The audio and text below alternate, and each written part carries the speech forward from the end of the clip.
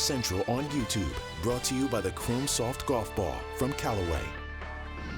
Hello, I'm Anna Jackson, and this is your Golf Central update.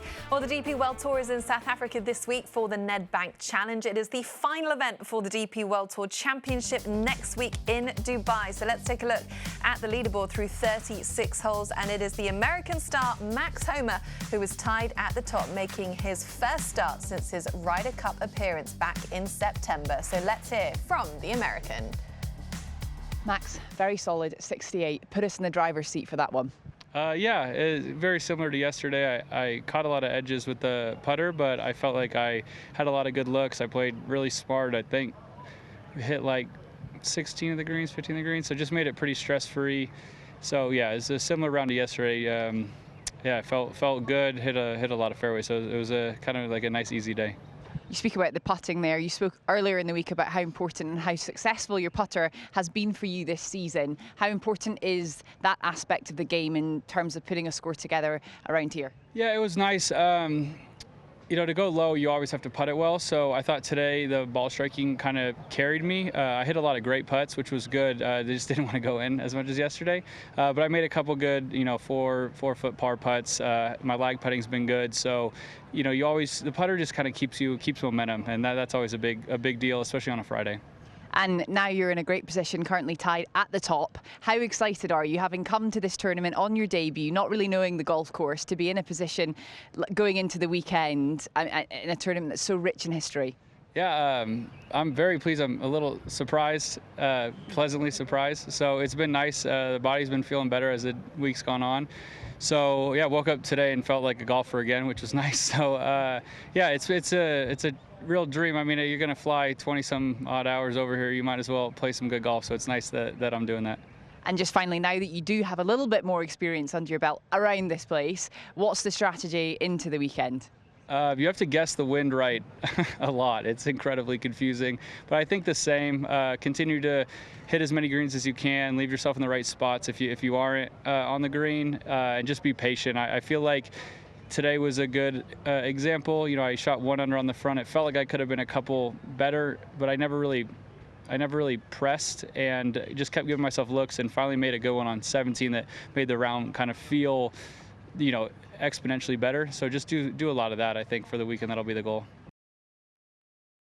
And play was suspended due to darkness at the Butterfield Bermuda Championship, but so far it has been Camilo Villegas with the low round of the day, 63, but they are all chasing Alex Noren, who maintains his 18-hole lead and extends it to a 2-shot lead through 36 holes. Great day for him again today, 66 on the card, 5 under, which puts him at 15 under as he looks to break through on tour for the first time.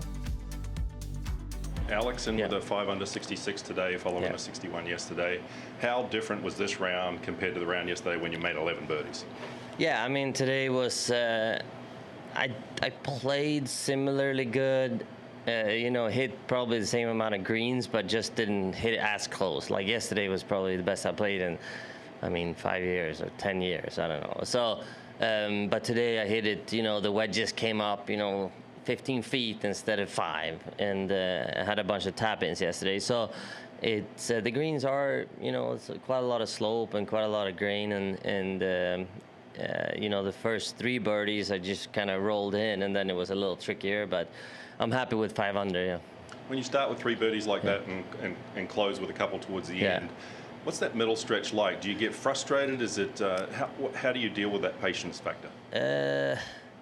Well, it helps when you had a good round the previous day, and you're not necessarily struggling. You're just, and necessarily not frustrated. It's just that, what am I doing different? You know, like, what am I trying too hard, or am I, you know, start asking the caddy for the reads? And we work a lot on the reads on the practice green, and he helps me, you know, off and on with the reads on the green. But it's probably better that I just feel the putts and trust my instincts, and that's what I did yesterday. And then you know, you gotta just stay with it, you know, and really understand yourself, what happens in that moment when you start doubting the greens or when you start doubting the reads, and just try to snap out of it somehow. So bogey-free out there. Was there any sort of hole or moment that, you know, like that you felt like was a good save? Or it was a good save on my 4th hole. And then also on the par 3, 13, is it? No, 12. 12? 13. 13, yeah. 12, yeah, 13. Yeah. 13. So hit a decent, I mean, it's a pretty tough shot today, and just left the putt short and got a good save. And similarly on the back, and it's like I was struggling with the putts. It's so much glare from the water and straight into the putt on 16, for example. It's just things that I haven't, you don't see any other place than here. And it's, yeah. It's a lot of beauty, but sometimes it can be tough. You mentioned the par 3s. They're all pretty difficult here, quite long and pretty testing. How key is that for the weekend to play those holes particularly well? Yeah, but you hit a lot of irons off, the tees as well. So there's today I probably hit 5 irons from, especially here 10, 1, 6. And coming down, even 17 hit iron off the tee. So when you hit more of those longer irons, it's easier then to get on a par 3 with a long 4-iron into the wind. You're just I'll just hit it like I did on the previous hole or 3 holes ago. It's different when it's only driver wedge, and then all of a sudden you have these long par 3. So you can kind of feed off of those shots to learn, get a better feel for these tough par 3s.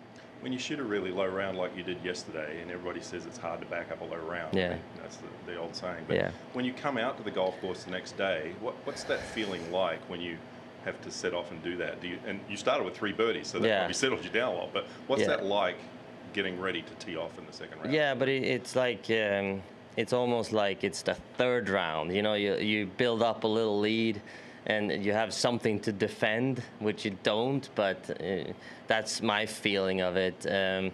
So you kind of have to go back, and especially after a day like tomorrow, like yesterday, I always go out practicing like if I didn't play that good. You just try to level it out and have that level of adrenaline, like a little bit of anxious, about a little bit nervous, instead of I think that's what happens to us players when we have those high rounds or low rounds, is that we're on such a high, and then we think we're gonna do it again the next day, and then we start off with a par bogey, and then we think oh, how did I do that yesterday? So you just kind of get yourself down to where you were and where you are most of the time, I think. You mentioned to the radio out there that you'd like to see it maybe a little bit windier. Do you prefer that? Would that satisfy you this weekend? Yeah, like this or a little bit more would be nice, I think. Why would you look for that? I just think I think this course plays really good then,